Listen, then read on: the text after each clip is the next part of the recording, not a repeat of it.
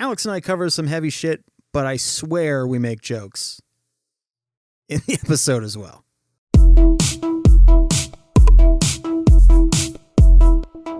Dude. Yeah, absolutely.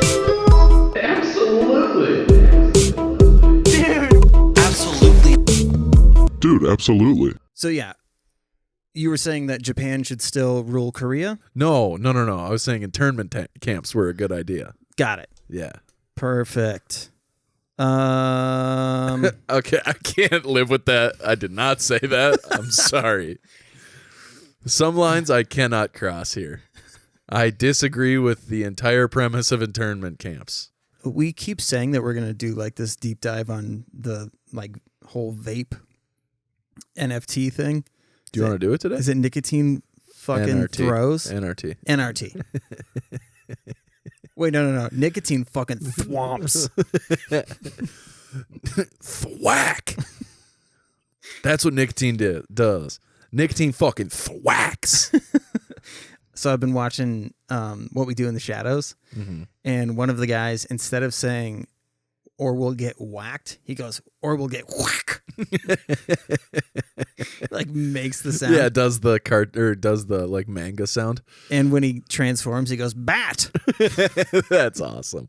I really should watch that show because the movie was fantastic. There's people that say, like, I don't think it's necessarily fair to compare it to the movie because the movie just gets to do one really fucking good episode, basically. Right. Whereas when you have to do a full season, like, right. I feel like it just holds the up. premise itself is fucking genius. Yeah. Like different ages of vampires living in the same house as like essentially a frat of vampires. Yeah. That alone is compelling enough. But like, dude, I mean, the opening scene of the movie when he's like going to wake everybody up for their like meeting, you know, which is what happens in the opening scene of the show. Yeah. So in the opening scene of the movie, he's like walking around to wake everybody up, and he goes to like the oldest vampire who like lives in a crypt in the house, and he like opens the door, and he's like, Igor, time for meeting, and then you just hear this like, and it like blows his hair back, and he's just got shit all over his face, and he like backs away, he's like, okay, and then like wipes it off.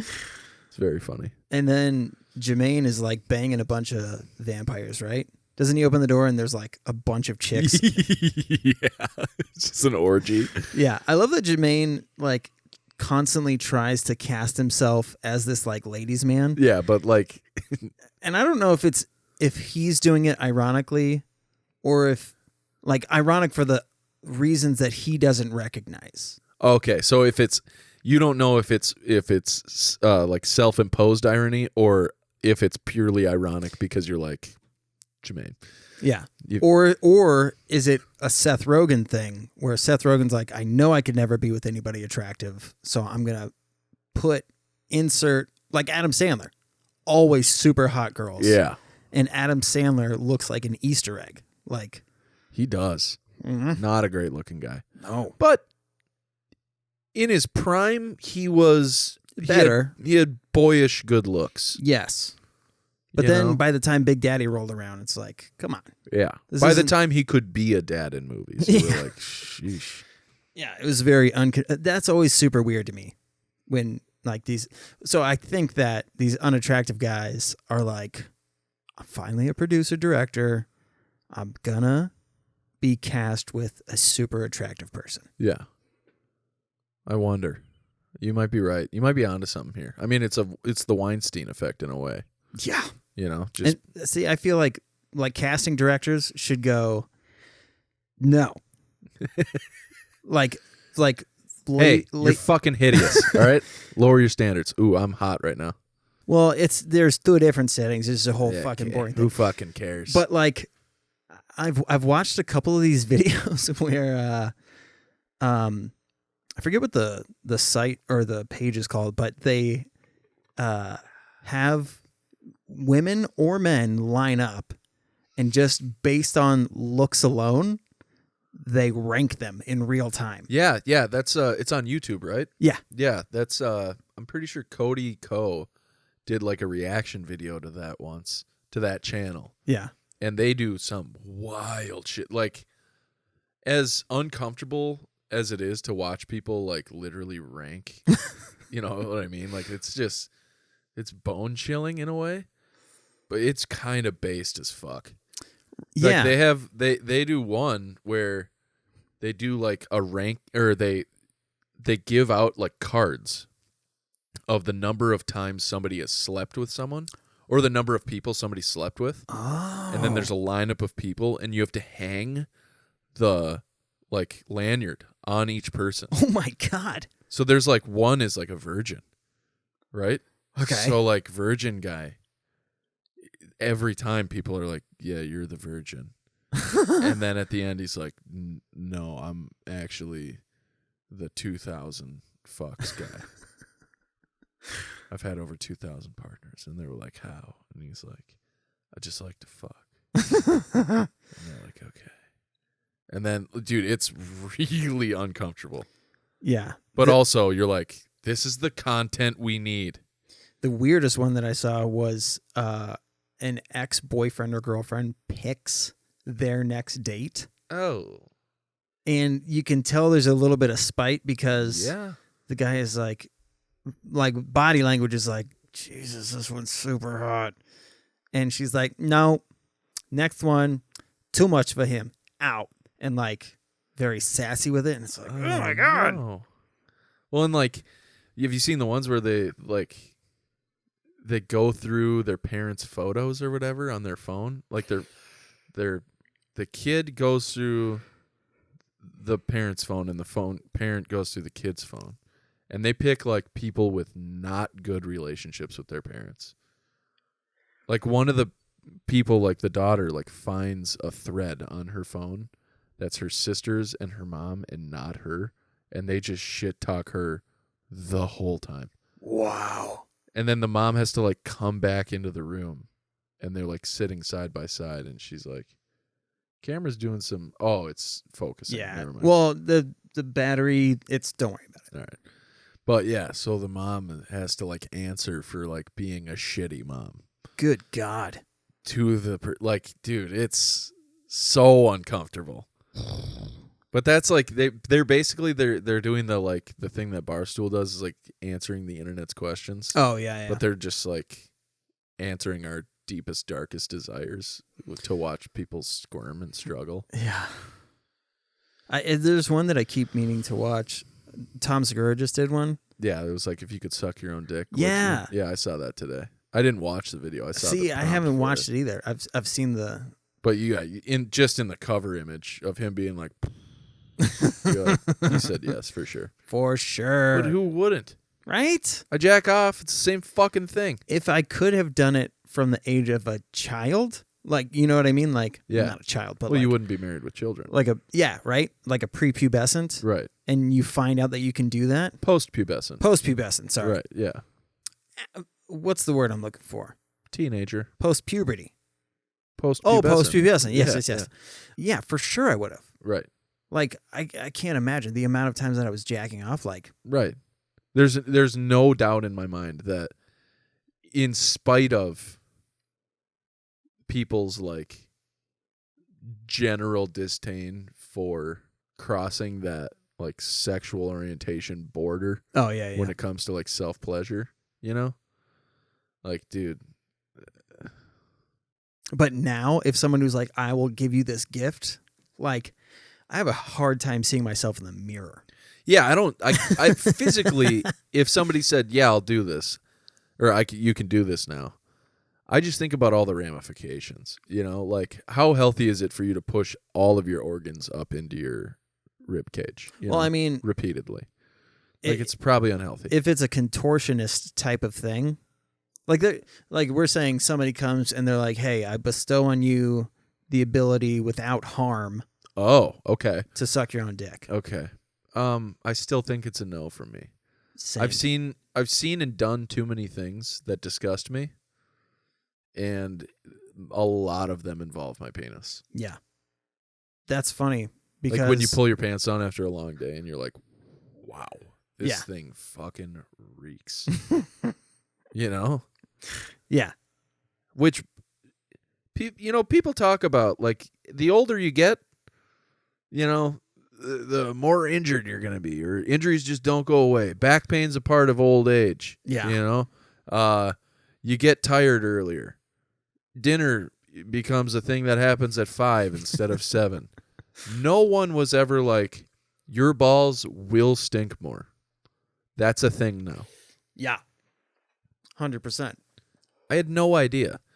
And like at first when I started noticing it, this was like 2 years ago I started noticing it, and I was kind of getting to the place where I'm like, is there something wrong with my balls? You know? Like I shower, I scrub them. I don't got any shit on them. There's nothing on them. Yeah. They just fucking reek. Well, and like you have like a day where you like didn't do much, and still, you know, you go to put jammies on or something. Yeah. And you're like, what the fuck? Or you just pull your pants down to take a piss and your ball bag is wet and you're like, I haven't moved. How am I sweating? Yeah. Here of all places. It's the most comfortable place in my body. Yeah. It's like a pillow down there. With Yeah. these fucking thunder thighs I'm working with. Chonk, chonk. Yeah, dude, it's getting bad. Although, I'm on this weird sort of downward roller coaster of weight loss. Where there's still peaks in there. But it is happening. Just not at, like, these pants didn't fit me a month ago. Hell yeah. They still really don't fit me, but I can put them on. Right. And button them, you know. So that's a bonus. You don't really look forward to things like that as a child. Yeah. It's amazing the things that change over the course of even just a couple of years. Oh, like yeah. when it comes to, and obviously priorities change, so the things that you derive pleasure from also change.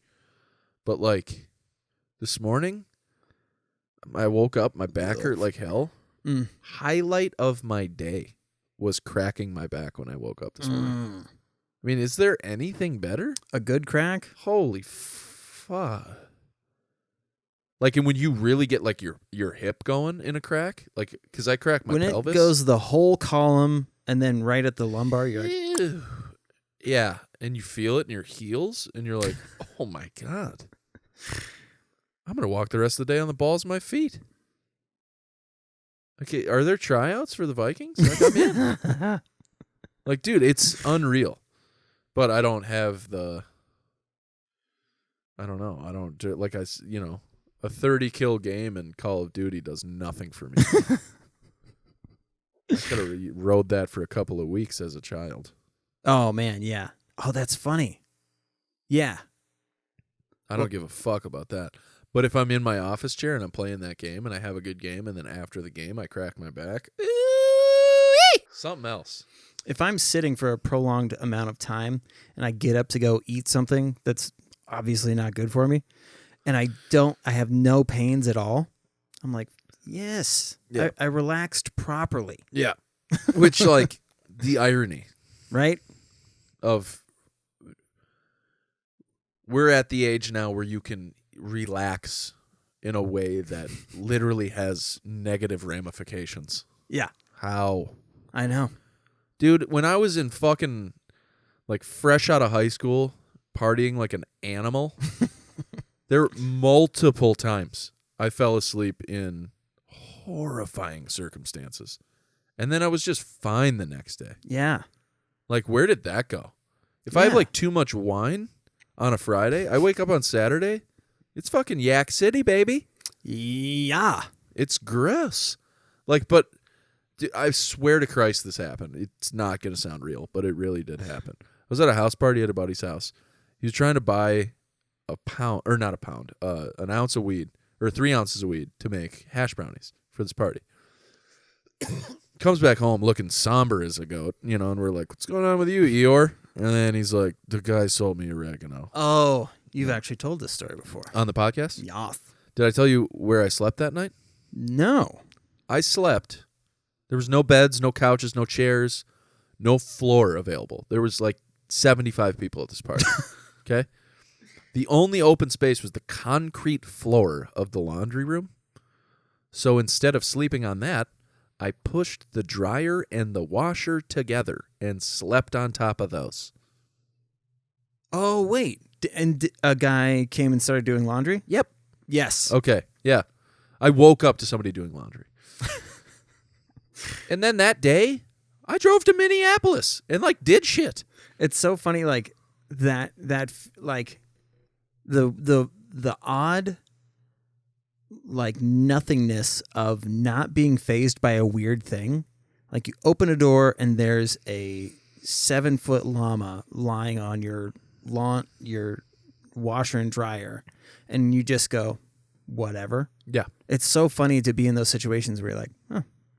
And like it just barely registers. Right.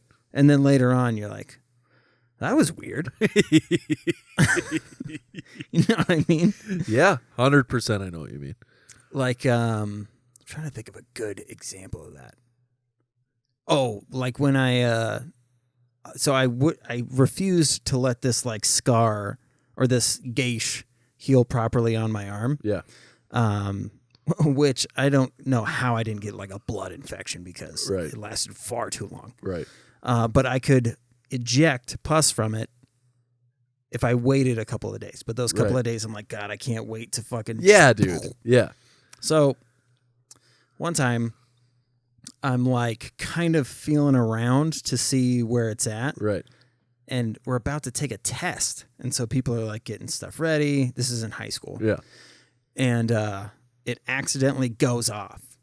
And I have it pointed right at me. So it hits me in the face and it goes all over the test that the person next to me is about to take, and just goes, I don't know what that is, but get it off. We have a test to take. And like, he was just like, there's a thing, remove it. Didn't faze him.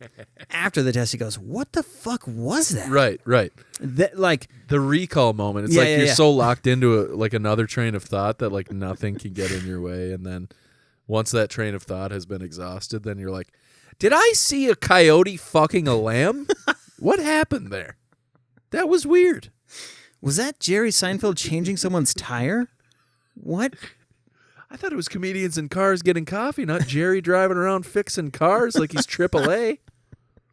He's one of the few comedians ever to have surpassed the echelon of being a normal human being. Yeah.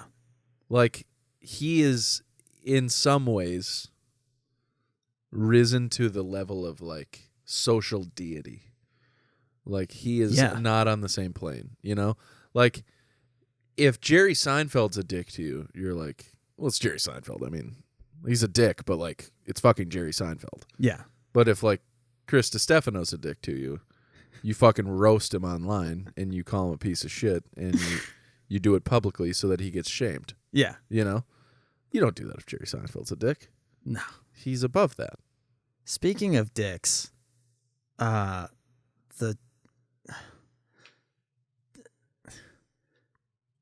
we allowed to talk about Dave Chappelle? I don't know. You know what I mean? I'm disappointed in him. So here's what my thought is. So he is just old enough to have missed quite a lot. And he wasn't like in Hollywood proper. Yeah, he wasn't like ingrained in the social fabric. To have to be bombarded with what is like what you're supposed to be doing. Or at least indoctrinated, you know, like properly at the right pace. It's like he came back and everything had changed. Big time. And Huge. that's a culture shock for anyone. So him and his friends would just discuss it. So he would see these things that are happening and they would just be like, what the fuck? Like no one was around that was woke to be like, hey. Or had the ability to influence his opinion like in any way other than just that like small box that he had built around himself. Yeah. I agree entirely. You know what I mean? But it's also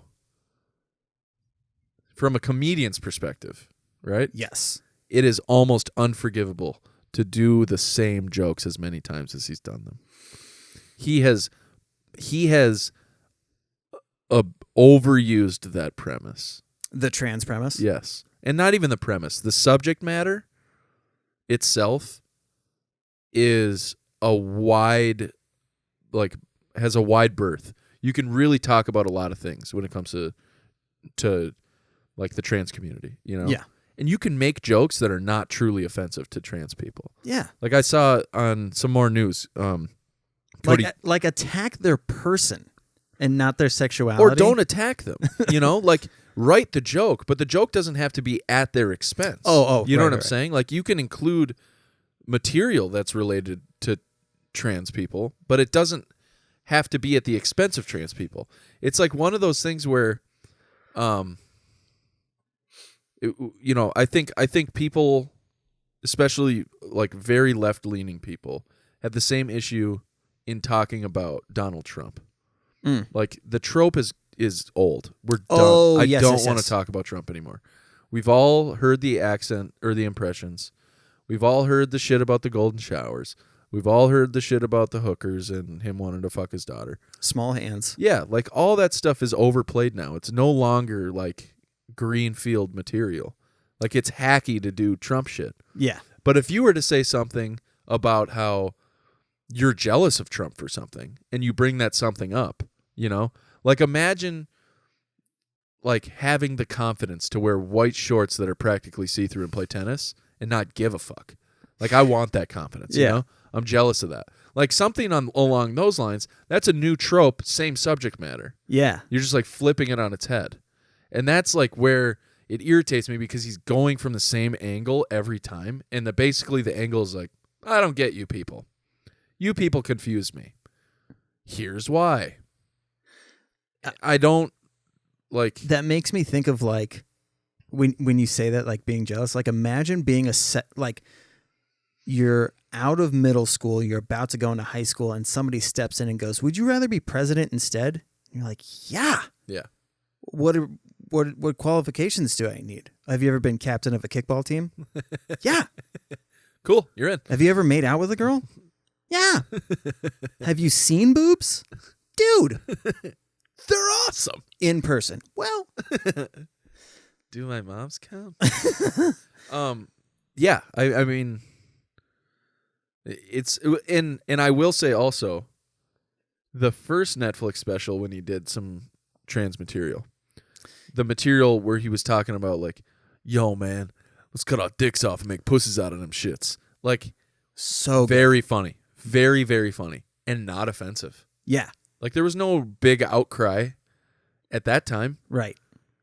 But as it's gone along, he's gotten more and more, you know, like when he says, like, he does that bit about the T's.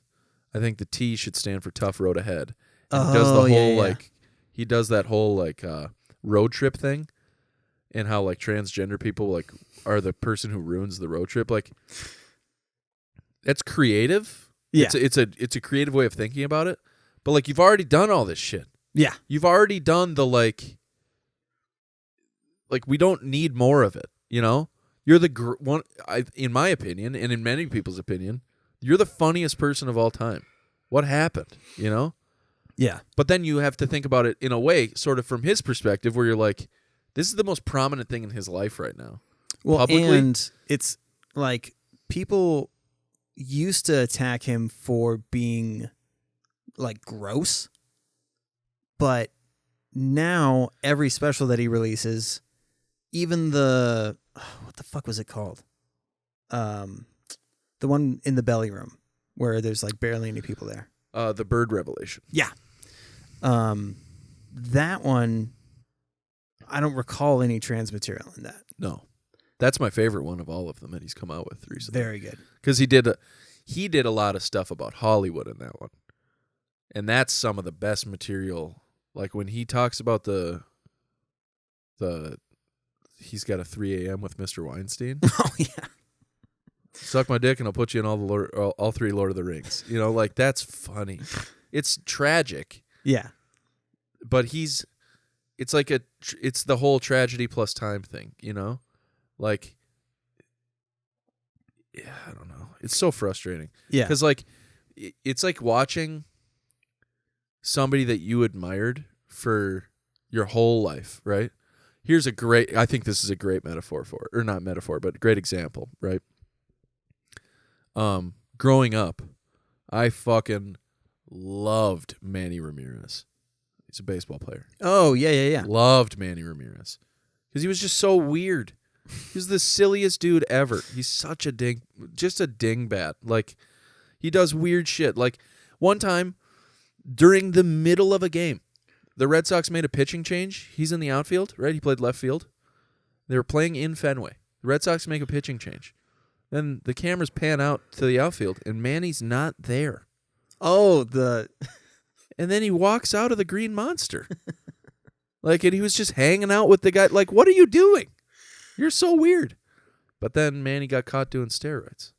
Ah. And I was like, Manny, why? And then you were like, well, not all the evidence is there. And, he was really good before he even appeared to be doing steroids, so I'll give him a pass. And then he got caught doing steroids again. And you're like, Manny, I can't root for you anymore. You make me sad. And it's not admirable what you're doing, man. And that's how I feel about Chappelle. Like, he had the track record of the greatest comedian of all time. Yeah. And now he's just peddling this fucking, it's kind of hacky shit. The thing that that I latched onto was the fact that the point that he brought up where he's like, you guys keep missing the point. And my point is that black trans people were dying in droves. Right. And then one white person decides to go trans and then everything changes. Yep. So my problem, and that's when he gets the crowd to be like, it's not trans people, it's white people. Like, you guys are missing, every single joke points to the fact that the black community has to suffer for decades. Right. Until a white person does this thing. When he does the little baby or the DaBaby. Oh, thing, the DaBaby thing. which in the same vein, it's the you didn't care, you don't care about his life. You didn't care when he killed somebody. Yeah. But you care when he makes fun of gay people and uses some really not okay language about them, admittedly. Yeah. Doesn't he say, he said some admittedly horrible things about gay Yeah. people. But still, it's it's that in the same vein. So his point being, I'm a comic, I'm supposed to say shit that will border the edge but make you laugh. But his goal now has changed to where he wants to what you should, if you watched all 7 of my specials, then what you should have learned was my problem is not with any community other than the one that oppresses mine. Right. And I get that. But it's kind of the same feeling I get about Carlin's late specials. They got so fucking preachy at the end. Yeah. And I'm cool with that. In to some degree I am cool with it. But Carlin never punched down. Mm. And I used to hate that term. It fucking pissed me off. But I sort of get it now. Yeah. What Because- did they do to you? Right. Nothing. And so that's be explicit about your disdain for the way culture is handled in this situation, or skin color is, for some reason, and it's fucked up, a determining factor on whether or not people seem to care about something. right. Be highly explicit about that in your material, because if that's really what you believe, that should be the source of your premise. Yeah. I think he gets trapped, though, back to what we were saying, where all he saw was, why does all this positive stuff get to happen now? But he didn't have anybody around to be like, oh, it's because XYZ. And we didn't elect Caitlyn to be the fucking girl, but she's the girl. Right. And change came, and I don't really see anybody praising her anymore. If anything, we point out how fucking weird she is. And yeah, out of her fucking mind. Yeah. Her saying, I don't see any problem with what Dave said means nothing to the trans at community. all.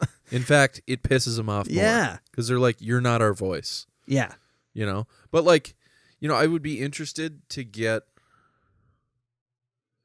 context directly from Dave in almost like a one-on-one setting. My brother wants me to go to his thing Sunday. Do you know Minneapolis is one of the, 7 cities that he's airing this documentary? Yeah. And he supposedly is showing up to all of them, which would be cool to see what he says. Yeah. I don't know, man. But I don't have a strong feeling to go. Because I feel like in the back of my mind, I'm like, I don't want to be let down. Because the second that the first hint that I got that I'm like, oh, you don't get it, was when he said, he's trying to be prolific, and he says, did you know that Planned Parenthood is not for planning to be a parent at all? It's like, you don't know shit about Planned Parenthood then. Well, it's the way he says it is like Planned Parenthood is for abortions. Right. Which are for people who don't plan out anything at all. Yeah. Which, yeah. But no. Right. Because, 95% of what Planned Parenthood does has nothing to do with abortions. So, yeah. So it's, but you could tell by the conviction that he had, it's like, this really escaped you. Yeah. Like, all that you saw was this thing. Right. You missed it. And, I think to some degree we lost, the innocent years of Chappelle. Yeah. And part of that is our fault. Big time. Ironically, part of it is also, and I know this is a bold statement to make, but it's the black community's fault too. Because do you remember the last season of Chappelle? And there's the fairy sketch. Oh, I don't. Oh, you got to watch this. So it's fascinating. So it's when Donnell and Charlie Martin are the hosts. Murphy, yeah. Charlie Murphy. Yeah. What did I say, Martin? Yeah. I always fuck that up. Steve Martin's brother. I have a friend named Charlie Martin. Oh, gotcha. Okay. But so it's when they're hosting, right? Yeah. And they air the fairy sketch, and the results that they were getting back, or the feedback that they were getting, was, you're not shitting on the white people enough. And Chappelle was like, that's every sketch is me shitting on white people. I put on white face and make fun of them explicitly. Right. But and so in there, so they air it and they're like, so this is part of the reason why Dave's not here. What did you guys think about the sketch? And they're like, it's fucking bullshit that they didn't shit on white people more. And they're like, well, what the fuck did you want him to do? Donnell gets really angry, and he's like, while they're hosting? Yeah. They're so they do an audience poll thing, kind of? Yeah. Holy fuck. Can you pull that up? Yeah. I don't know how I haven't seen this. We literally have the Charlie Murphy. When I was growing up, we had season 3 on DVD. I hope it's on here. Yeah, damn it. So and then they go into start. Okay, so at least seeing the sketch will help me. Okay. Right. You're also going to want to turn that shit back down before we turn something else on. For sure. Okay, so what happens then? So yeah, so they hand a mic out to the crowd, and they let people talk about how they felt about the sketches. Yeah. And people just unanimously were like, the shit with black people and fried chicken is getting old. Everybody likes fried chicken. And they're like, how is that making fun of the white guy at all? And they just hated it. Weird. Yeah. It's very interesting. Okay. So then and then Donnell's like, what the fuck? This is the show. He didn't want the show to be I have to make a stand against white people. Right. That's what happened later. But in the moment, he was like, the director, the guy that I work with is white, and I'm going to force him to be more and more extreme on making white people look terrible. Right. It was just, so it was very weird. Man. Yeah. Well, and then, I mean, I don't know. So that's the only thing that I mean is that he was like, I don't want to have to be forced to do this thing. This isn't actually what I want to do. Yeah. I want to be funny first. Yeah. I get that, but it's it's our fault for laughing at that shit so much and not getting why. Wow. You know what I mean? Yeah. That's the problem. The real problem is his target audience was the world. And the world laughed way too hard at the black people bits and not hard enough at the white people bits. The white people bits weren't funny enough. He didn't go after them enough. But anything he threw out about black people, white people ate that shit up. Wow. And it's wrong. It's literally unconscious bias. Did you watch I'm Dying Up Here? No. It's on Showtime. I don't fucking... Are you kidding me? Fantastic series. Is it really? Oh, man. I loved it so much. I've heard it's Santino is incredible. I've heard it's amazing. Yeah. But So there's a scene, though, where Eric Griffin is making jokes, and he's making jokes about black people, and there's one white guy laughing way too hard. yeah. And he loses it. He's like, so what is it that you think is funny about this joke? Because I know why I think it's funny. Right. And that, like, I would imagine because Chappelle's audience is so split. Right. There's so many white people that show up to those shows. Right. Which has got to be weird because his it like part of it has got to be like, I wonder if he's thought about that, where like the ticket prices are a reflection of why there's so many white people and not like predominantly a black crowd. Right. Even though he knows that there's like economical disparity, still doing the thing. I don't know. It's all weird. No, I mean, ultimately, it's a sad like glimpse into the mind of somebody who is so gifted and has not really been given the opportunity to truly reap the benefits of their gift. Right. In a way that like he's so prolifically talented. Like he is the best ever. And is not rewarded like the best evers in other areas, you know?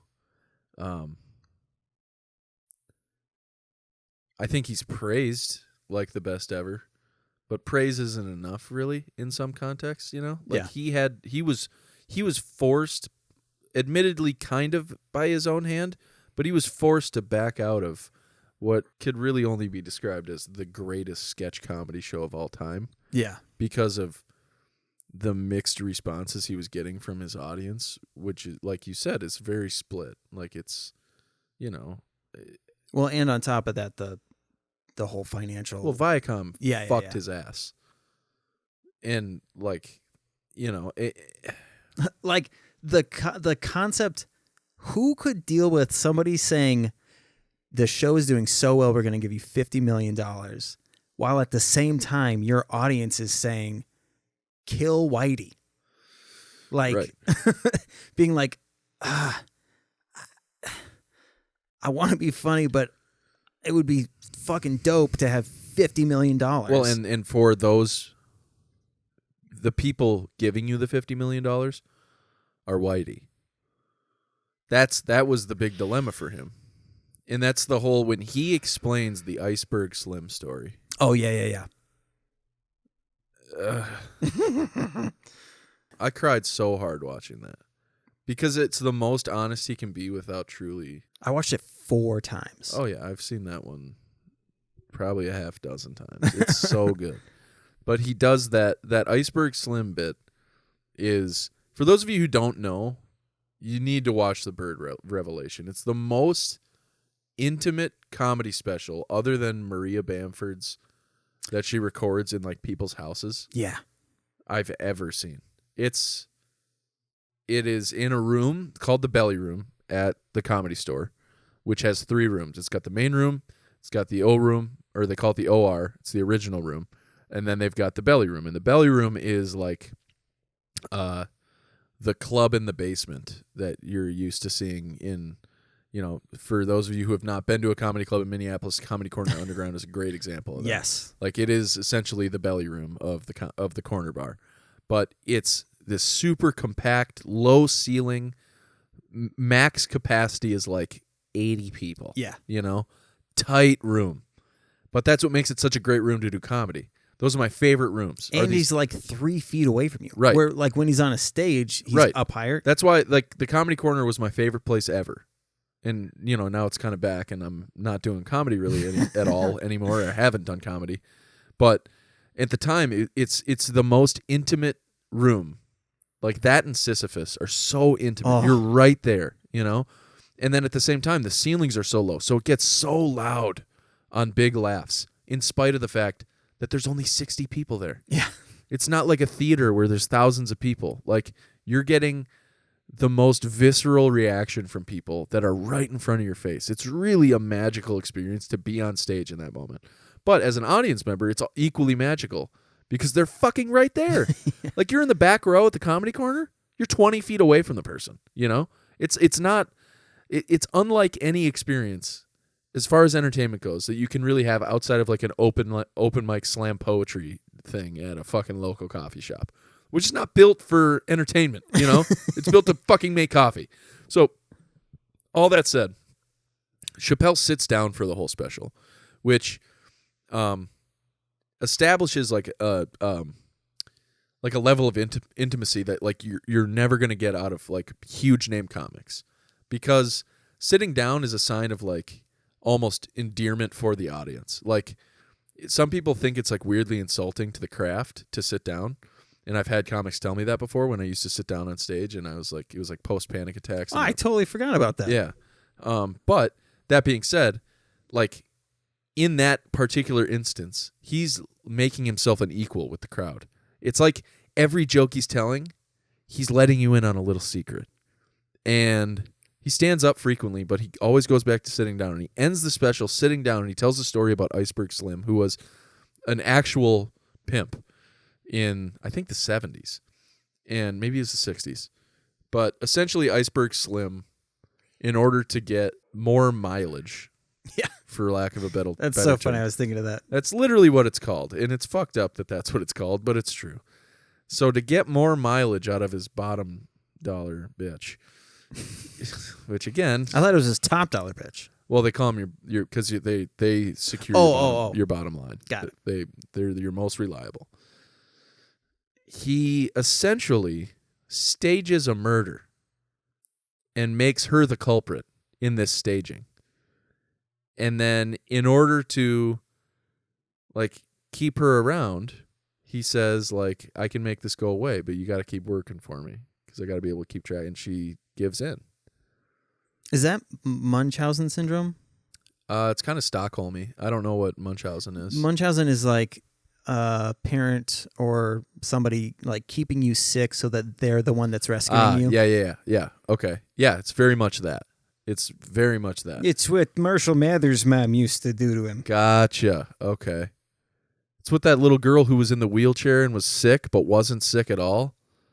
It's the Mommy Dearest or something is the name of that documentary. How is it fucked up? That poor little girl.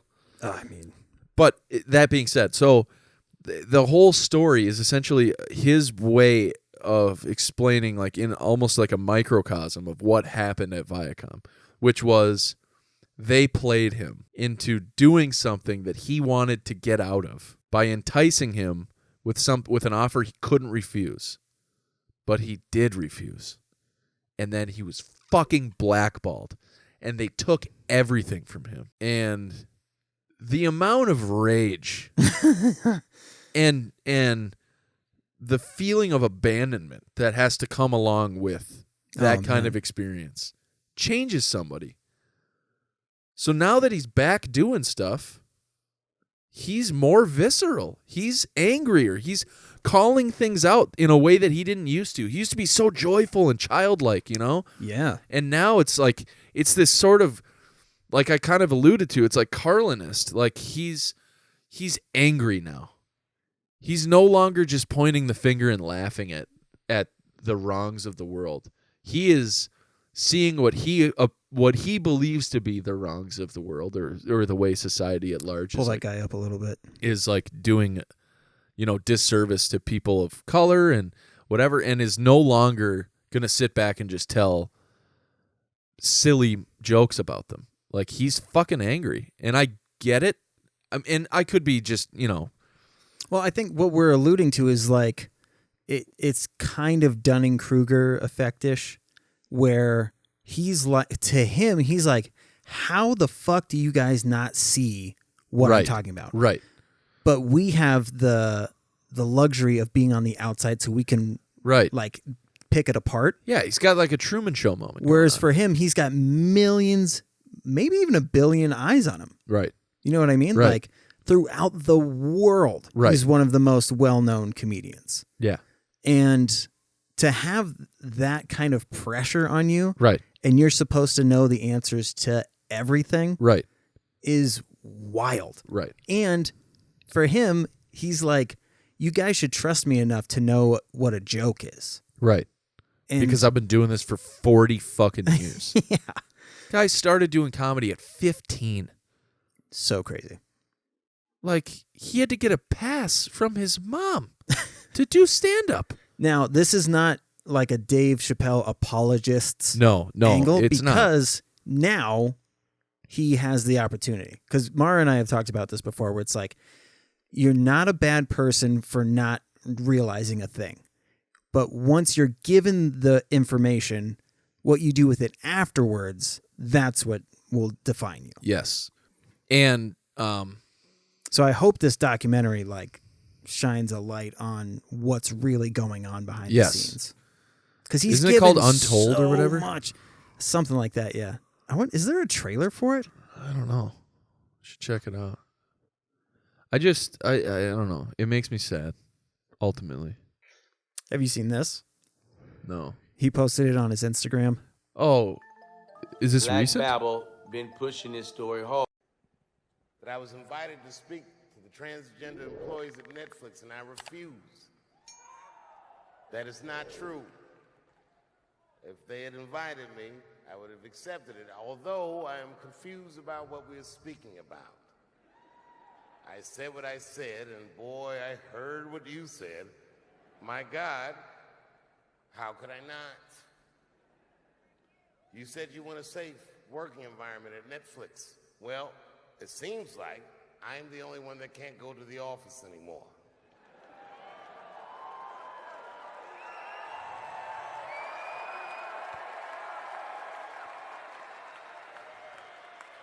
I want everyone in this audience to know that even though the media frames I want to point out what you were saying earlier. He's sitting down. Yeah. So you can tell, I associate sitting down with like heavy shit. Yeah. Yep. Yeah. It's like, I'm letting you in on some shit. Right Yeah. now. Like Mark Maron, every special or stand-up that he does, there's so much anxiety in his face. Right. Yeah. It's a way to add comfort to him because he's going to talk about things. That's why I used to sit down, because I was so fucking anxious all the time. I literally would stand on stage, my legs would shake, visibly shake. But if I sat down, I could do all my material, and I was fine. I sat down one time, and I remember being like, this is so much better. Yeah, I loved it, dude. is that it's me versus that community. That is not what it is. Do not blame the LGBTQ community for any of this shit. This has nothing to do with them. It's about corporate interests and what I can say and what I cannot say.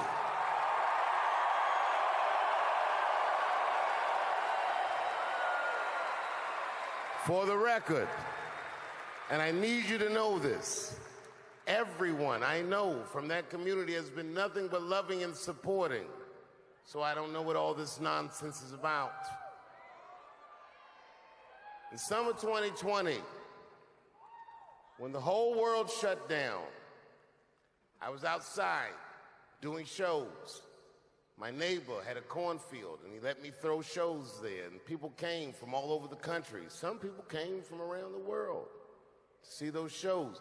The best comedians on earth came to my home and broke bread with me, and we lived our lives. We found a way to keep moving forward. I made a whole documentary about it. The first night of those shows was a piece that some of you might have seen. It was called 846, and it dealt with the murder of George Floyd.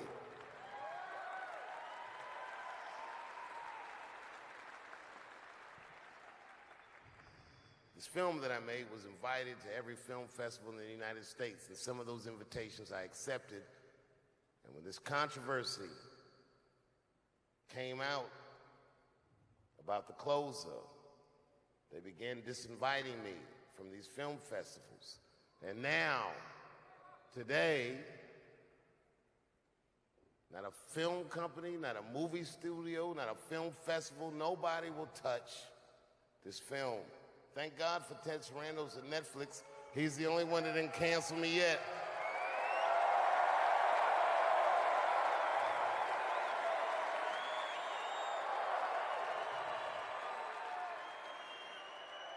To the transgender community, I am more than willing to give you an audience, but you will not summon me.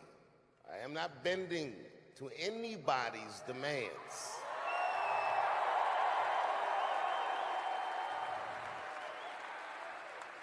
And if you want to meet with me, I'd be more than willing to, but I have some conditions.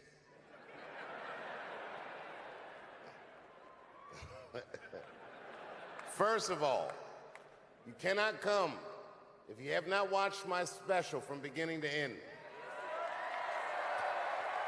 I agree with that take, actually. Right? So many people haven't even watched it, and they just shit all over it. That's the culture. That's what irritates me the most. If you're gonna have an opinion, make sure it's informed. Yeah. Because otherwise, you're coming across as an ignorant fucking asshole. Yeah. Just watch it. Yeah. It's not that hard. It's hard to hear at points. Yeah. But you can watch it. Yeah. And form your opinion post watching it. Yeah. And if you still feel the same way I do, I understand how you feel. It's weird. It's a weird feeling. Yeah. I get what he wants to say. Right. I get it. But I haven't lived it.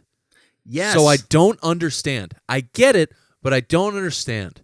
And because I don't understand, anything that follows, that initial moment of getting it versus understanding it, we are on two different planes. And everyone wants to believe they're on the right side of history. But nobody's going to know until the books are written, and we're all dead and gone. So forming an opinion and having it be as informed as possible is the most you can do in the right now to actually contribute something positive to both the movements of marginalized communities based on sexual orientation or gender, but also for the ongoing fight for people of color. It's two sides of the same fucking coin. And you don't need to flip it to be on the right side of history. Yeah. Stand the coin on end. You know? Like, each side is worthy of... Mark the end with a pencil and then have someone roll it down their nose. Have you ever done that trick? No. It's really funny. Like, you say the human...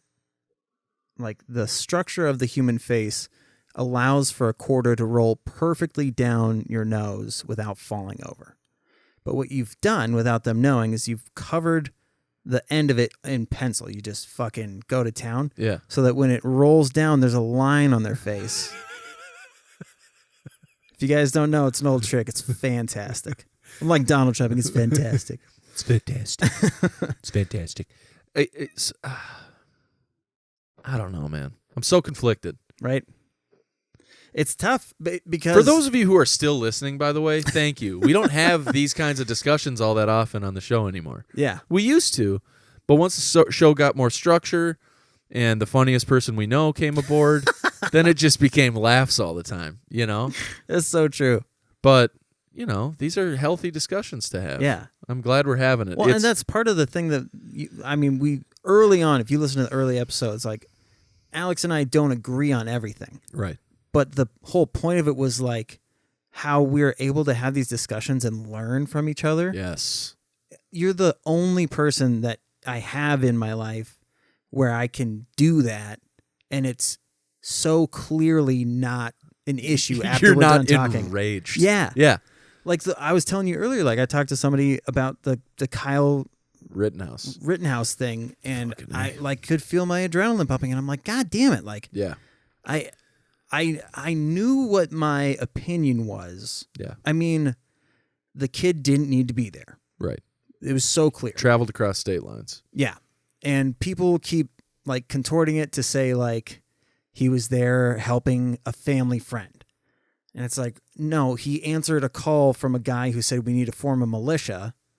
And they say like he was there days or like a week before. He'd stayed there for a week, which from what I understand is also not true because his mom drove him there, unless his mom was driving him back and forth. I don't fucking know. Who knows? But like when you see somebody who clearly knows how to use an assault rifle, Right. it's scary. Yes. And from what was going on, people were being shot. So your reaction is, there's a kid with a gun. I don't trust him even if he didn't have a gun. And he's standing on the side that we're against. I don't know how to feel about this kid. And then he starts like touting it and flaunting this assault rifle. Like, all you're going to think is like, I got to get that gun away from this kid. He's the only one waving a fucking assault rifle around, and the cops are letting him do it. Like, it didn't need to happen. The kid didn't need to do that. Somebody should have stopped him from brandishing a weapon publicly like that, especially under the circumstances in which he was doing it. Yeah. You're going out looking for a fight. More than that, you're going out looking to use the weapon you are brandishing. And what a fun coincidence that people attacked you, so now you legally get to shoot them. Yes, and that's where I get hung up. It's not that I think his method of self-defense is excusable, right? What I don't like is the fact that the judge in the ruling said that we can't call these people victims. Because in spite of the fact that I may be committing a crime, right? Let's say I'm looting a store, right? Right. Just because you're committing a crime doesn't mean you can't also be the victim of a crime simultaneously. Exactly. They are not mutually exclusive. Is looting punishable by death? Exactly.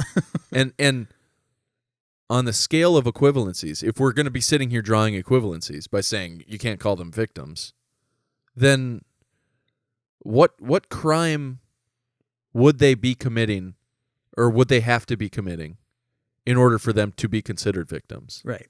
You know? Like, is jaywalking? Like, if you're jaywalking and somebody shoots you, like, that's a crime. You're committing a crime. Yeah. If you're speeding, you know? If you fucking, like, like, at what point does that scale tip? Because, in my opinion, it never does. Yeah. The only time it does is when you are the aggressor against the person who shoots you, in which case that person is actually the victim first, right? And people keep pointing out like that some of the people that he shot had records, and it's like, what? I don't see what that has to do with it. If we're going to do that, then point out the video of him punching a girl Right. at his high school. Right. Like, if you guys are going to dig into these people that are dead, Right. then dig into the kid that killed them. And also, like, is this really the hill? This is the hill we're going to have this battle on? Yeah.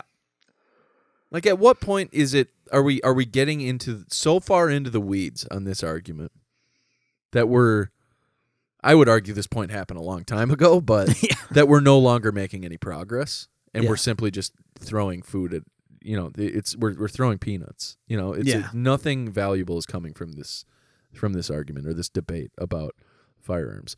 I have no problem with people owning firearms. Yeah, same. I am 100% a proponent of the Second Amendment. Yeah. I think If I can go like skating and snowboarding and I'm doing shit that could like injure me for life or kill me, all the time. If you're shooting for fun, I don't see the difference. Well, to me, the argument is almost simpler even. If you can be drafted into the military, you should be able to own a gun. Yeah. Because they give you one. Yeah. And you don't even want it in some cases. Yeah. So if the government can provide you with a gun under certain circumstances, you should be able to own it in any circumstance. Yeah. Also, 99.999% of gun owners don't do shit like this. Yeah. It's not the gun. The problem is, how do we police people making brash, incoherent decisions? For lack of a better term, I'm not referring to guns, but how do we arm the people responsible for policing these things in a way that keeps all parties as safe as possible? And we don't have an answer for that. Right. Like, why was he there? That's the first question you ask. And if the answer to that isn't he's a police officer trying to control rioters, something's already wrong. Yeah. So, protecting small businesses or not, you weren't commissioned by these small businesses as a 15-year-old high school kid from fucking out of state. Yeah. To come and shoot looters and rioters. Yeah. You weren't. Because that is illegal. That's called being an assassin. And people point out that he had a first aid kit on him.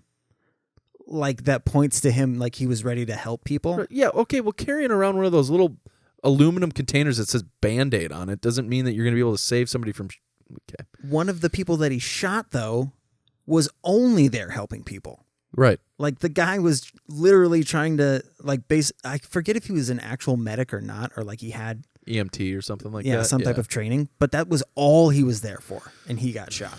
It's just so sad. Yeah. Like, it's so sad. It's because... And by the time this comes out, there might be a ruling, right? They said Right. it could take like 2 weeks. Right. But that being said, I don't know all the facts and details on this. I know surface level shit. And the thing with knowing surface level shit about something this big is you feel like you know a lot, but you actually know as little as possible. What I learned today, like by the reaction of the conversation that I had with this individual, was that what pro gun owners are afraid of is this will set a precedent to make it so that they can't protect themselves. So that if there's a situation where they need to, are they now going to have to be tried and could potentially go to jail even though they were protecting themselves? So I get that fear. Like, if you're already on the side where you're like, we need to be pro-gun because of XYZ, then yeah, of course, I completely understand why this is scary. And so to further your point, like, this is the whole slippery slope fallacy. It's completely unpredictable what will truly come from this until we have the facts and we know what actually happens. It's a difficult topic to unpack. It's so gnarly. We should probably do brats. Yeah. Cleanse the palate. Yeah. You guys want to listen to some funny shit? Thanks for staying tuned in. Yeah, I'm going to say at the top of this is going to be at the beginning of the episode.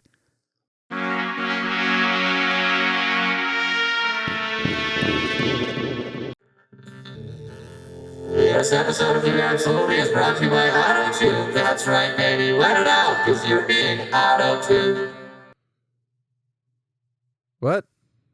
That whole time that you're reading in the episode, I'm going to be auto-tuned.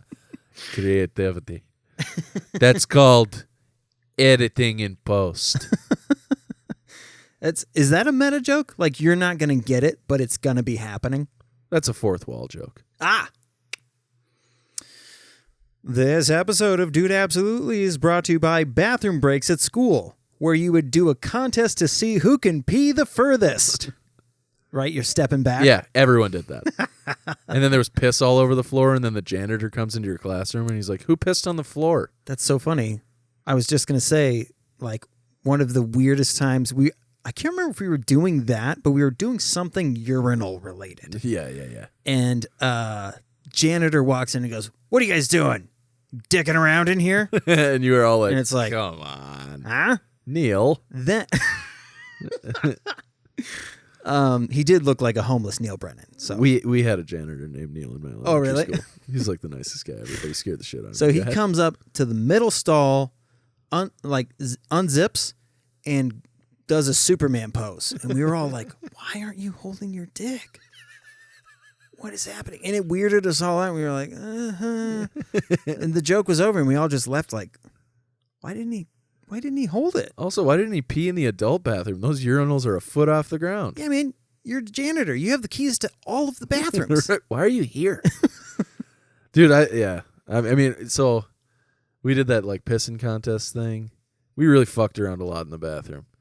So much so that like, like fights would happen in the bathrooms in school, obviously. That's like where you fight. Yeah. But after one particularly brutal fight, which I was standing outside the bathroom for, we used to congregate outside the bathroom, and the teachers would be like, "Why are you all here?" And we're like, "Playing hacky sack." And they're like, "Where's the sack?" And you're like, "In your pants, bitch." Anyway. Got him. So a dude in my junior high, he was in my grade, he was fighting an 8th grader, but this kid that it was in my grade is the strongest person I've ever seen. It was horrifying. His name was Igor. He's very Russian. Come on. Yeah. Igor Petrushev. Literally, that was his name. I thought I went to school with the most Russian, which was Yuri Yevsin. Oh, You know what his nickname was? What? The Urinator. So Igor was horrifying. Like in elementary school on the last day of 6th grade, he lined up a bunch of pop cans that were empty on the curb and then just started punching them down with his bare fist. He just did like a dozen pop cans. He lifted his hand back up. There's just blood all over. Oh my God. And he was like, "I have to go to the nurse." We were like, "Yeah, you do. Also, what the fuck just happened?" Fucking Soviets. Anyway, so he is beating the piss out of this 8th grader, like bad. And then another guy goes to jump in, and Igor's like, "No, fuck you. You're not jumping." And he slams the 8th grader's head into the hand dryer. And the kid, like, is bleeding out. Not actually bleeding out, but he's, like, unconscious on the ground in the bathroom bleeding. Whoa. And so people start filing out of the bathroom. And one guy, like, runs out of the bathroom. And then the teachers are like, "What the fuck's going on?" So they go in there, and they're like, "Adam!" And so they, like, get Adam, and they fucking take him to the nurse's office. The next day, all the doors on all the bathrooms in the school were gone. They just took the doors away. What does that have to do with it? Well, they were like, privacy is a privilege, all right? Take the hand dryers away. Right. Like, well, the whole thing was like, this will make people not fight. It didn't. Turns out if you just turn the corner in the bathroom, people still can't see you. So, yeah. I don't know. It's very weird. Anyway, this episode of Dude Absolutely is brought to you by Alex's Hair. Shit is immaculate. Puppy. It looks good today. Thank you. It's minimal work. Literally just get it wet. I'm not kidding you. Get it wet. I comb it to get all the knots out. Throw a little product in. Go like this with my hands. Then go like this, and then it's done. I forget. You have naturally curly hair, right? On the sides and back. But on top, it's just wavy. So it's this style up top. And then back here, it's Bozo the Clown-like. Speaking of Bozo the Clown, we got to talk about the Island Boys at some point. Fuck that, dude. I mean, we could talk about it, but what are we doing? God, does anyone know how old they are?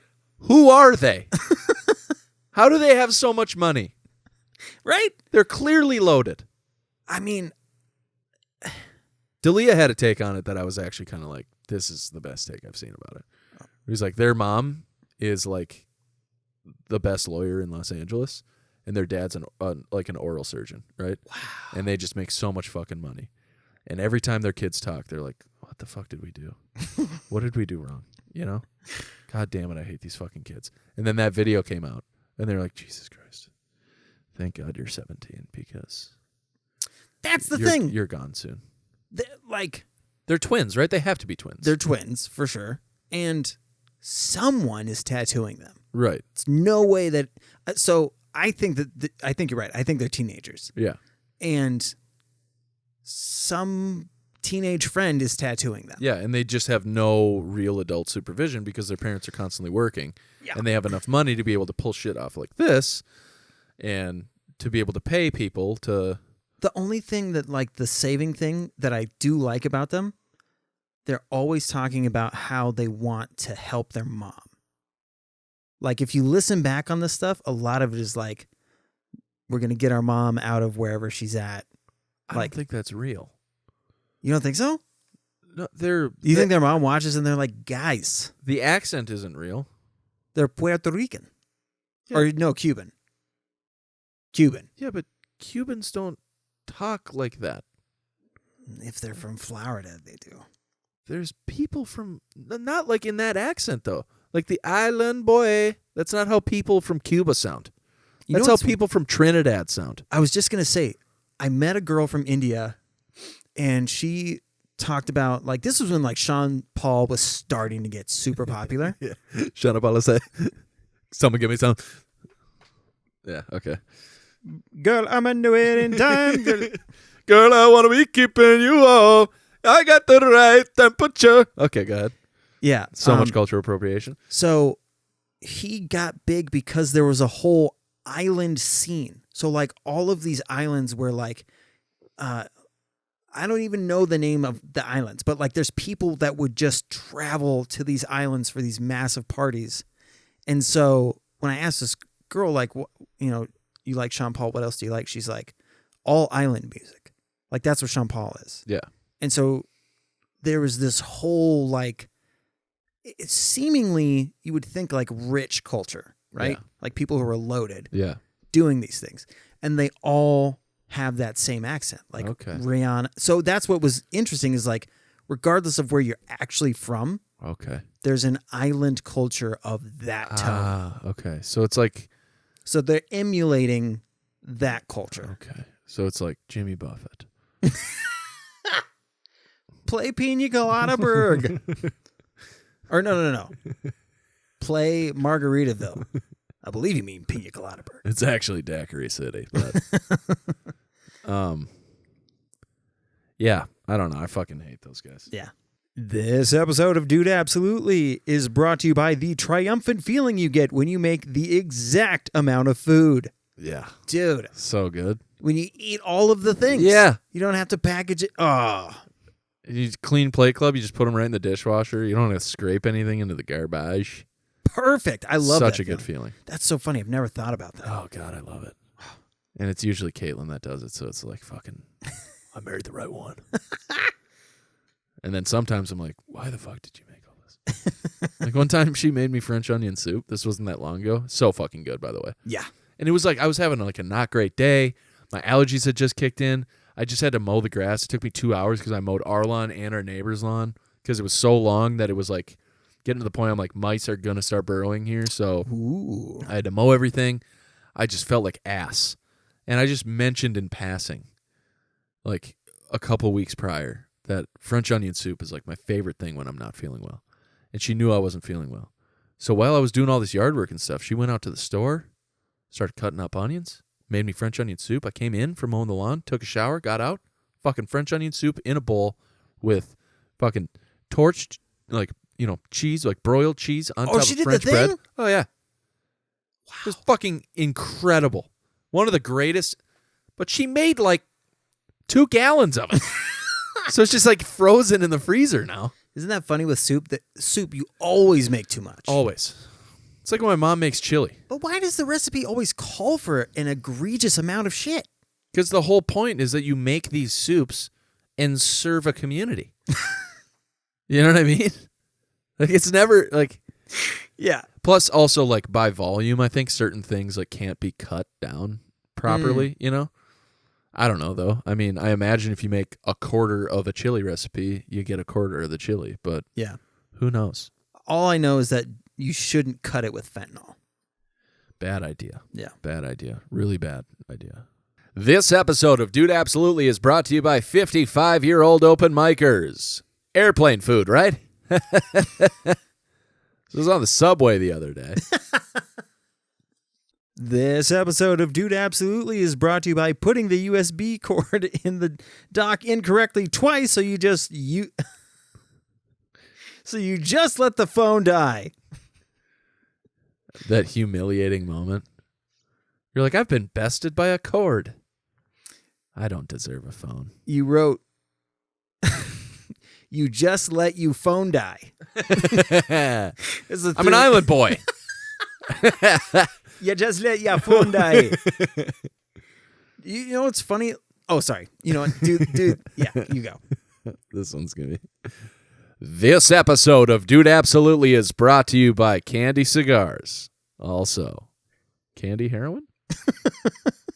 Thoughts? Wouldn't that be hilarious? Like, some candy. Because when we went to that giant candy store, Yeah. there was everything there. Yeah. Wild shit. And so somebody has to be like, there's a department that just gets to do whatever they want. Yeah. Yeah. And they're like, we know that you could safely inject this. And somebody's like, ay, Dios mío. But should we? And they're like, It's like the same thing that happened like in the 90s when they came out with those candy cigarettes that had like Spider-Man on the box. And you're like, cigarettes are fucking rad, right? I mean, Spider-Man likes them. Yeah. And then like you'd be at home after Halloween with your candy cigarettes and you put it in your mouth and your parents are like, don't do that. Smoking's bad. And you're like, Dad, you smoke. What are you talking about? And You'll never be as cool as me. Not that I'm talking about fears that I've had since I was a child, but here we go. fuck, I completely forgot what I was Sorry. going to talk about. Well, you were talking about candies and the research and development team and the guy What who was- like, what was should the- we? Candy heroin? I wish I could play the tape back and then go off on my thing. This episode of Dude Absolutely is brought to you by 55-year-old open micers. Airplane food, right? It's still not coming to me. Damn. What can you do? You can jack off. So I colored my hair. Yeah, it's cute as fuck. It's blonde. And Are you feeling ditzy? yeah. Yeah. Yachts. It's like it's shortening Yahtzee. Oh my God, can we make that a thing? Instead of saying yachts or yachts, just say yachts. Yeah. Like, we should play Yahtzee and be like, yachts.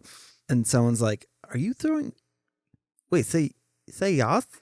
That'd be funny if like someone in their friend group, a gay friend group, and people are like, yachts. And someone's like, yachts. They're like, wait, what are you saying? We're all saying yachts, right? Wait, what do you think this is about? You know, like we're so happy, like when you scream Yahtzee, but we shorten it. I was going a completely different direction. I was going to be like, it's the one Jewish gay guy. So he's like, yachts. Yachts. Yachts. Right. Yachts queen. Dude, when we were in Jersey, when I discovered that I could really do that accent, Yeah. Landon, like he had just learned to poop on his own, like to be able to sit on the potty That's and do huge. poop. And so we go into the bathroom and he's like, I have to poop. And I'm like, oh, you got to do a little poop. You're doing a poop. And I'm like just doing this like weird Yiddish accent. And I didn't realize like I'm in a stall and just can't stop. Oh, if I'm going to go to the ice cream afterwards and if I have too much, you know, and I just kept doing like a little poop. And somebody was in the bathroom while I'm doing this weird stuff like, Yeah. and all they can see is his tiny feet and my adult feet. Right. I can't imagine what they were thinking. Like, why is this old man just spitting this garbage Right. at this kid who's trying to take a shit? Right. But Landon handled it like a pro. He was like, whatever. Well, This is my dad. This is what he does. so Thoughts on Dalia coming back? Like, Well, do you know what I'm talking about? yeah. Okay. I actually do have some thoughts on this. The Fight Companion? Yeah. Did you watch it? I didn't watch that, but I watched the clip of him doing when Brian says something about like, Did you, when he's eating salami? no, it's the clip that Brendan posted on his Instagram when Brian says something about like glycogen. Oh, And yeah. then Chris is like, Hey, dude, stop it. Okay. First of all, I think what Chris did was wrong Yeah. for a lot of reasons. In the way that he was doing it, might not have been truly abusive in the sense that, like, he wasn't actually... He likes young girls, but I don't think he likes underage girls. And I think that distinction needs to be made. Because there's proof of him backing out and being like, what the fuck? You're supposed to be 21 to be able to go to my shows and blah, blah, all this stuff. But there's a couple of examples where he didn't back out. I thought Like the Connecticut thing. I thought that was all vindicated. I thought he was, like, actually vindicated from that. Are you you mean acquitted? No, like, I thought, like, it was shown, like, he was not guilty of doing these things. Like that. But it was a technicality with the Connecticut thing. Oh, I thought they were, like... Because technically in Connecticut, I thought they were, like, doctored. Like, the messages were doctored. And there was... No. Oh, that's what I heard from somewhere. So when he wrote when he did his apology video, Yeah. the next day, all of the documents from the Connecticut thing surfaced. Ah. Where the girl technically wasn't underage, but in almost every other state she was. Oh, okay. But because it was in Connecticut, Okay. everything was fine. So that's pretty fucky. It's gross. It is. But also, and I'm not making an excuse, I'm not. Addiction is very real. It's so real. And it takes a hold of you. And decisions are not made by your brain. They're made by your addiction brain. And that's just how it goes. So that's what I was going to... So it's funny that you say that. So he created a pattern, and the thrill of the hunt creates like a fight or flight Yeah. simulation thing, right? So you're like jacked up, and because of his stature, he goes, all right, let's see if this works. And when it does work, it's... The reward isn't the object. The reward is the feeling. Yes, exactly. Of accomplishment in that part. And because he's a sex addict... So that's where the pattern of destruction happens. Yes. Is because of that thing. Right. And, like, it sucks that in that type of addiction, it directly affects another human being. Like, my thing affected people on an emotional level. Yeah. His thing affected people on a physical and emotional level. Even though we know what we know about addiction. Right. And I mean, the other thing is, like, that we don't talk about quite as much as he was cheating on his wife constantly. Yeah. So when we, like, that is another clear indication that it was an actual addiction. Right. Because he's hiding it from people. Right. All of his friends were saying that they didn't know about it, which leads me to believe that it's a pattern of addiction because you hide those things. Right. Because deep down you know that everyone's going to disapprove. There's a level of shame attached to it that it's like the post experience clarity that comes in where you're like, I shouldn't have done that, you know? The scary thing. But then when you get back into the mode, that shame gets diminished in the moment. Yep. And that's where, like, you know, it's not the same thing, but I'm very impulsive, you know? Like, I have very impulsive tendencies, behavioral wise, you know, and that has to do with various things going on in my brain. But yeah, I feel the shame after I do something impulsive. You know, I go to Burger King and I eat Burger King and I'm like, why did I fucking eat Burger King? But in the moment, in my brain, I think, I'm hungry. And then I think, there's Burger King. You know? There is no shame wall. Yeah. It's not there yet. So I get it. I mean,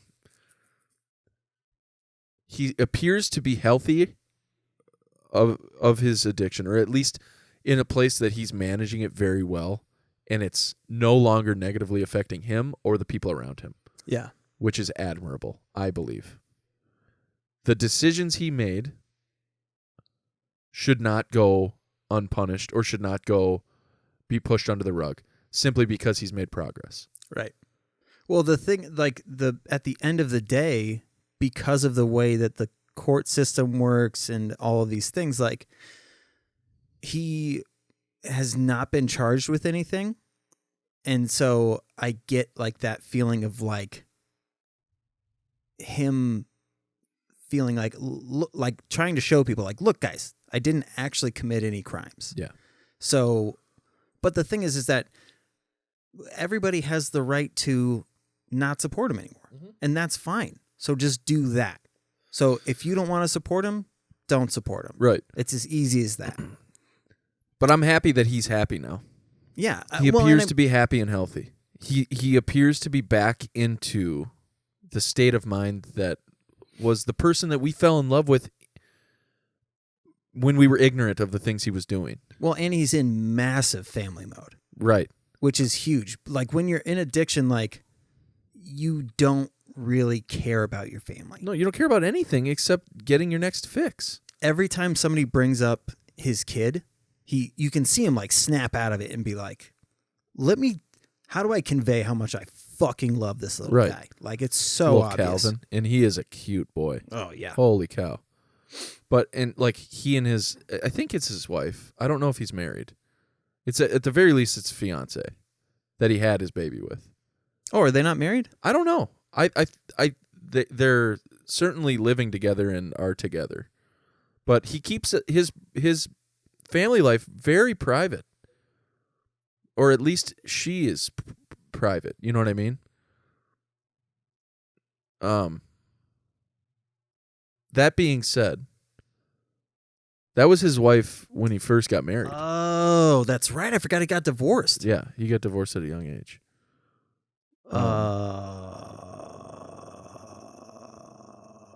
So it is his girlfriend. Okay, yeah. But that being said, he's the phrasing for all of these is so weird. Baby mama? right. Is that what are we what? doing? Why Why are are we all calling- of them? Right. Why are we? Okay. Anyway, he's funny. He's back to being funny. Like, I don't know. Which is why, like, you know, I listen to 10-minute podcasts and I feel less guilty now. Like, I would have felt guiltier 6 months ago, 8 months ago. Yeah. You know who I don't trust is Callan. His way of like trying to vindicate his shit, so aggressive. And that's what guilty people do. Yeah. But you also have to look at it from the other perspective, which is like, kind of not to go back to Dave Chappelle, but he talks about this. Where, like, you ever get accused of having sex with somebody that you didn't have sex with? Oh. The rage that you feel? Yeah. You're like, I didn't fucking touch that bitch. I didn't fuck her. I promise you, you know? Yeah, that's Why right. won't you listen? Listen to me. Fucking just listen. You know, like that whole moment of like, you get hyper defensive. And to think, I'm not trying to say that I don't believe the alleged victims in this instance, you know? But if somebody accused me publicly of rape and I didn't do it, I wouldn't hide behind, you know what I'm saying? I've thought of this, and there is no right way to respond. well, like How do you apologize? I Because think- if you apologize, that's admitting guilt. I always think of like This is all in the case of not being guilty, by the way. Right. I'm saying it from that perspective. I'm not a rape apologist here. Yeah, no, I would want to know what the circumstance was. Like if for you're a myself. rapist, you should be force-fed your cock and balls and then Yeah. burned from the top or from the bottom up. Yeah. I talked with a lady who she's a survivor from horrible things.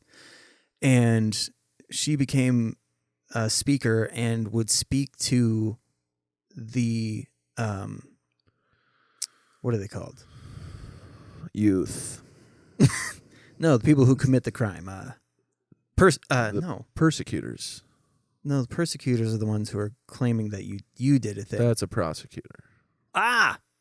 Yes. Okay. Thank you. So she had to talk with them, and these are people who are trying to recover from what they've done. Right. And all of them, they were hyper focused on, will people ever forgive them? So they commit a crime, no idea what the circumstance is that would Right. like lead them to do that. Right. And most of the time it's narcissists, Yes. fucking horrible people. Right. But I've never done a dive to be like, what's the gray? Where's the gray of like, Right. It isn't black and white. It's such a in many instances it is black and white. yeah. But there is the gray, and that is the toughest gray area to navigate. And we know a gray. Yeah. And that was the weirdest fucking thing ever. Yeah. Because I got a phone call before the news broke.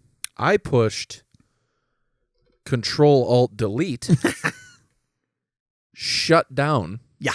and never turned it back on. Yeah. Did I do a bad thing? I don't know. I did the thing that in the moment felt like the right move for me. Yeah. I always talk, like, whenever I talk about it, because I've talked about it on the other podcast, Chris Hand podcast, please like and subscribe. Why do you, whenever you're promoting stuff, you always burp? I know. You get in like choking. There's a deep, because it's gross. What's the self-loathing? I'm just trying moment not to of being vomit. like, I'm so gross. But I've talked about like the way that Chappelle talked about Cosby. Yeah. It's so hard to, when somebody so clearly affected your life in a way that you could never repay them for. Right. 2 weddings happened because of an individual. Like literal life-changing things happened. Yes. And I wouldn't have this podcast. I wouldn't have, all of my closest friends are comedians. Yeah. Like, I could never repay that. I mean, I literally got married to my wife because of that. So, like, you know what I mean? So, like, Right. There was such a mind fuck of, like, I know what I would do if I didn't know the person. But I've never been in the situation where you guys wouldn't hear, no one would be listening to me right now if it wasn't for this person. Right. And so it's, Let's be clear. Probably nobody is listening to us, but that's fine. so, I mean, so that's the gray for me. That's like a real life. I get one. that. I get that for sure. I don't know. And what you told me about Sasso, that kind of makes me sad. It's weird, right? Well, and I haven't looked into it. Because but I want to know what the fuck is going on. here's my thing, right? Bobby Lee. Oh my God.